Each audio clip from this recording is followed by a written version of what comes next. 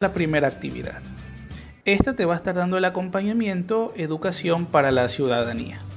Y por supuesto que vamos a estarnos refiriendo a la diversidad cultural. ¿Qué es esto? Bueno, nos referimos a las múltiples formas de expresar su propia cultura. Por ejemplo, se puede expresar la cultura con un lenguaje, tradiciones, costumbres, la forma de ver las cosas a nivel mundial, las creencias religiosas, fiestas, artes, etc. Normalmente, o en lo largo de la historia, estos grupos con sus diferentes culturas han vivido en condiciones de exclusión, sobre todo en la época de la colonización. Han sufrido discriminación, marginalidad, desigualdad, y esto ha impedido que su desarrollo sea cada vez menos o menor en comparación con otros, ¿sí? De hecho, estos pequeños grupos humanos, ¿sí?, que viven dentro de un mismo territorio, actualmente en el Ecuador, en la Constitución de 2008, ya hay un beneficio para todos ellos, ya que adquiere la denominación de Estado de Derechos y reconoce la plurinacionalidad en el país, aceptando y valorando con total respeto nuestra gran diversidad cultural y étnica. Ya sabes que en el territorio ecuatoriano pues hay muchísimo, es muy rico en cultura, etnia y muchas otras cosas más, ¿no? Flora, fauna, etcétera. Y estas son las dos palabras que son importantes que tú las tengas bien en mente, porque el Estado ecuatoriano pues lo contempla, ¿no?, en su constitución. ¿Qué es un Estado plurinacional? Bueno, plur viene de plural, plural, muchos, y nacional, pues diferentes estados, diferentes países. Así que ya sabes lo que indica esta frase, ¿no? Esta palabra. Muchas naciones, muchas personas de diferentes naciones. Entonces, dice aquí es un principio político que garantiza todos los derechos humanos a las personas de las nacionalidades existentes en el país. Así que un ecuatoriano tiene todos los derechos porque vive en el Ecuador, pero ¿qué pasa con las personas que están en Colombia o que vienen de Chile, España, Perú, Venezuela? ¿Qué pasa con todas esas personas? Bueno, ya que el Estado es plurinacional, entonces todas esas personas pues también tienen o garantiza ese derecho humano, ¿no?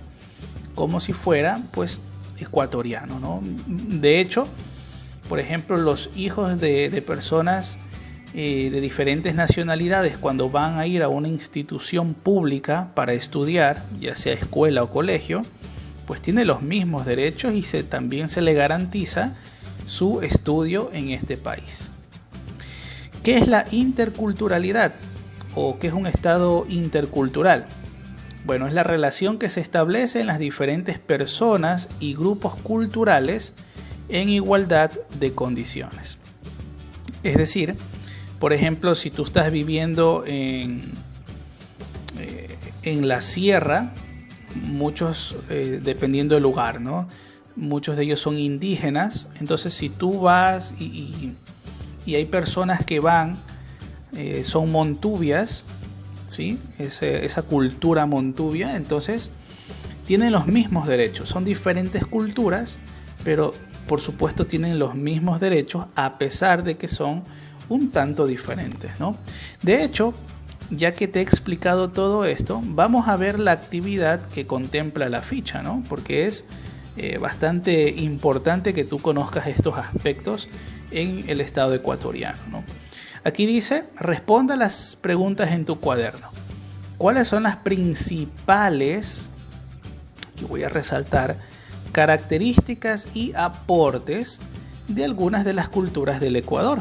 ¿Cuáles son estas culturas? Indígena, afroecuatoriano, mestizo y montubio, etcétera. Incluso puedes poner más. Entonces tú puedes poner aquí una tabla en donde pongas ahí una columna de las características, otra columna de los aportes que han hecho estas culturas. Y vamos a empezar con una. Ya vamos a ver el indígena. Por ejemplo, ¿cuáles son las características de un indígena? Bueno, podemos decir que se caracterizan por determinados rasgos físicos muy demarcados, como por ejemplo la piel mestiza, ojos negros, cabello oscuro, lacio e incluso una contextura robusta, ¿no? Su vestimenta varía según el tipo de clima de la zona que habitan y suelen usar prendas confeccionadas con tejidos e incluso pieles de animales. Entonces esas son características. Y en otra columna tú puedes poner los aportes. ¿Cuáles son los aportes que han hecho esta cultura indígena? Bueno, han aportado mucho, sobre todo en la agricultura. Por ejemplo, en el sembrío de maíz, papa, la yuca, los frijoles, el apio, entre otros. También aportaron a la confección de tejidos a partir de la lana, la música, la danza, la cerámica también, entre otras cosas. Entonces, fíjate, ahí tú ya tienes las características y los aportes de esta cultura indígena. ¿Qué podemos decir ahora de los afroecuatorianos? Bueno, también tiene sus características, ¿no? Una característica que son descendientes de esclavos africanos, ¿sí? Que llegaron en el país en el siglo XVI, me parece. Se iniciaron en la costa y sierra del norte del país. Ya todas esas son características, ¿no? de esta cultura. ¿Cuáles fueron sus aportes? Bueno, los afroecuatorianos tienen su aporte en la música, en la danza, incluso en la religión. Tiene una fiesta tradicional que se llama Fiesta de la Interculturalidad, ¿sí? Raíces, en Santo Domingo de los Áchilas, me parece. Y por supuesto su aporte en la gastronomía y en el arte, en la danza, ya dije, ¿verdad? Baile, es muy, muy apreciado, ¿no? Entonces ahí están los aportes de los afroecuatorianos. Vamos con los mestizos brevemente. ¿Qué podemos decir de los mestizos? Bueno, una característica, por decirlo de alguna manera, es que son personas nacidas de un hombre blanco y una mujer indígena, o viceversa, ¿no? Un hombre indígena y una mujer blanca. Ya, esos son los mestizos. ¿Cuáles son los aportes? Bueno, tienen diversidad cultural, ¿sí? Un ampliamiento de los niveles de conocimiento, ¿sí? Tienen origen de nuevos rasgos de fenotipos, nuevas manifestaciones artísticas, culturales, también religiosas, ¿sí? Esos son los aportes que han dado los mestizos. El montubio también es otra parte, aquí lo voy a poner, montubio. Ya sabemos que una de las características es que vive en el campo, ¿no? A ellos se les dice montubio, ciertas zonas, la selva, la manigua del interior de la costa ecuatoriana, ¿sí? Estas personas son una etnia social, una cultura y una identidad regional de la costa tropical del litoral del Ecuador. Son sociedades, comunidades y pueblos integrados por hombres, mujeres, niños, ¿sí? Que hacen de la vida rural y agropecuaria su modo de vida, ¿sí? Ganadería también podría ser, ¿no? Entre sus características. Bueno, pero esto más o menos también es en cuanto al aporte que ellos dan.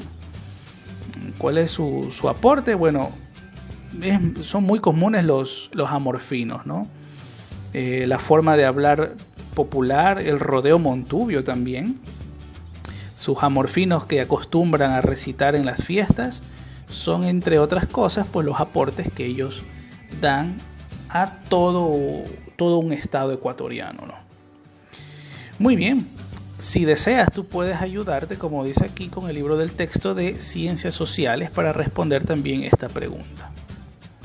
Ahora dice esta pregunta: ¿cuáles son los principales aportes, nuevamente los aportes, de algunas culturas precolombinas, es decir, antes de la Gran Colombia, ¿no? Como los mayas, los incas y los aztecas. Interesante, ¿no?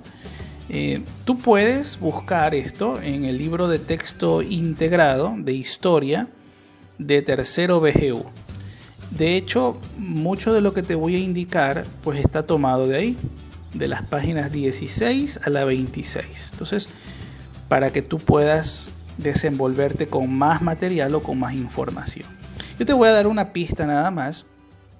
Por ejemplo, en la cultura maya, ellos realizaron aportes muy significativos a la medicina, la arquitectura, la matemática, la topografía también, el arte textil, la gastronomía, ¿sí? En la cocina. En la agricultura también sobresalieron en el cultivo del maíz y del cultivo de granos, por ejemplo. En la matemática, por ejemplo, descubrieron el número 0. Los mayas construyeron numerosas edificaciones con una población mucho mayor que la actual en la misma zona. Y los mayas también fueron una de las primeras civilizaciones en las cuales los creadores de pinturas y esculturas dejaban sus firmas grabadas, ¿sí? Gracias a sus observaciones astronómicas, incluso los mayas contaban ya con un calendario de 365 días y fracción. Conocían también el año venusiano de Venus. Ese calendario es de 260 días, ¿sí?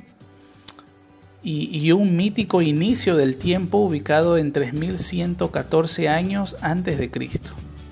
Incluso en base a todos estos conocimientos, ellos podían predecir ciertas cosas como los eclipses solares. ¿Qué podemos decir de los incas? Probablemente ellos sean más conocidos por ti. Bueno, fueron varios los aportes de ellos, ¿no? Por ejemplo, está el calendario inca, ¿sí? Que es producto de su conocimiento en astronomía. Lograron también desarrollar un calendario propio que incluso se acerca mucho al que actualmente lo estamos utilizando. El uso de vendas y coca, por ejemplo, ese es otro aporte que tuvieron. De hecho, sin tener conocimiento sobre las infecciones, poseían conocimiento empírico sobre la importancia de proteger las heridas para facilitar la sanación.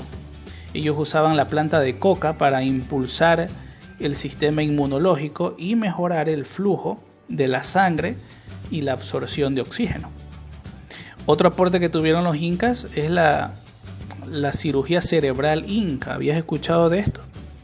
Bueno, estos cirujanos lograron perforar el cráneo de sus pacientes para tratar aneurismas y lesiones de guerra, porque ellos pues combatían mucho, ¿no?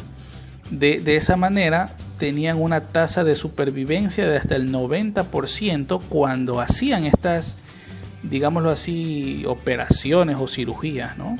Que ellos ya lo hacían en esa época. También tenían las técnicas agrícolas.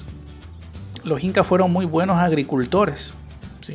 Incluso hay cultivos de vegetales que forman parte de la gastronomía de Perú y de Bolivia, pero ellos ya lo venían haciendo, ¿no? Qué interesante ese dato que lo había mencionado, ¿no? ¿Qué podemos decir de los aztecas?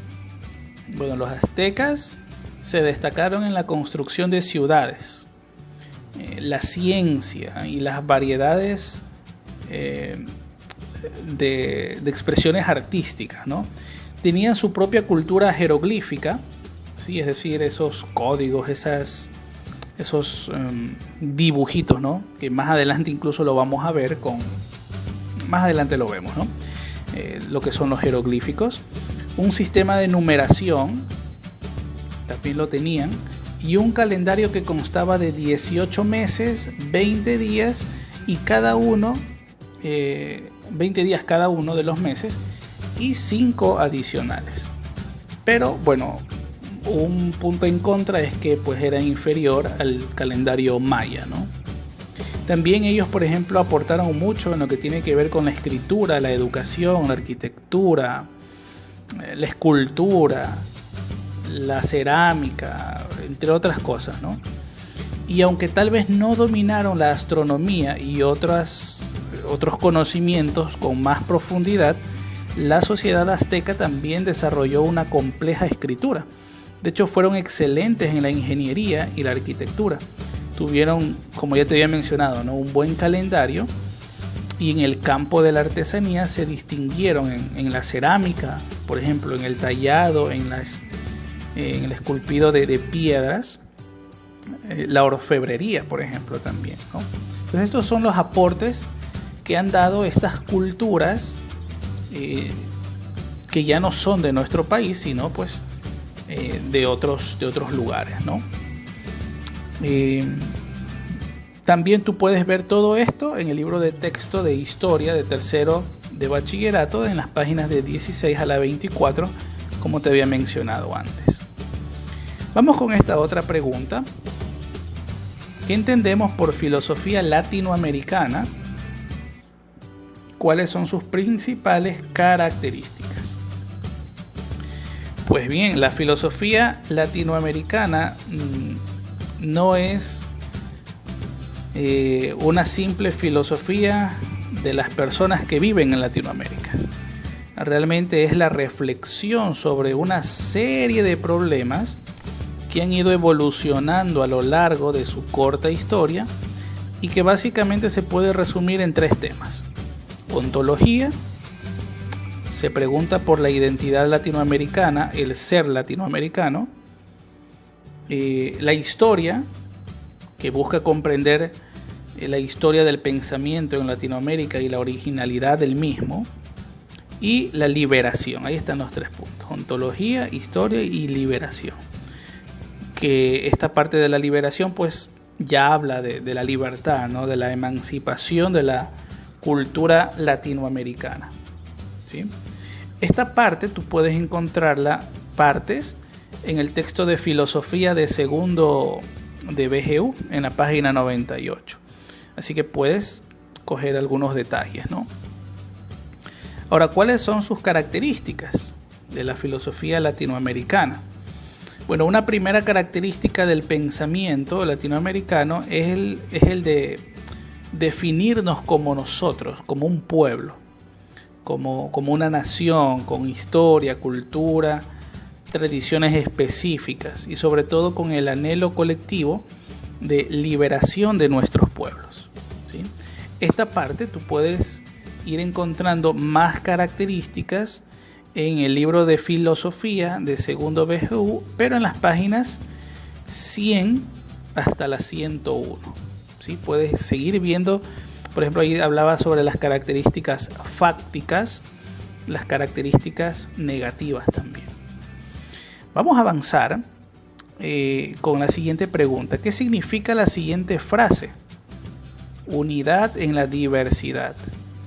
Bueno, básicamente significa que a pesar de que somos diversos, diferentes, hay que estar unidos, ¿no? ¿Sí? Realmente no debería haber nada que nos pueda separar, ¿sí? Porque en la diversidad está el gusto, por decirlo de alguna manera, ¿sí? Mientras más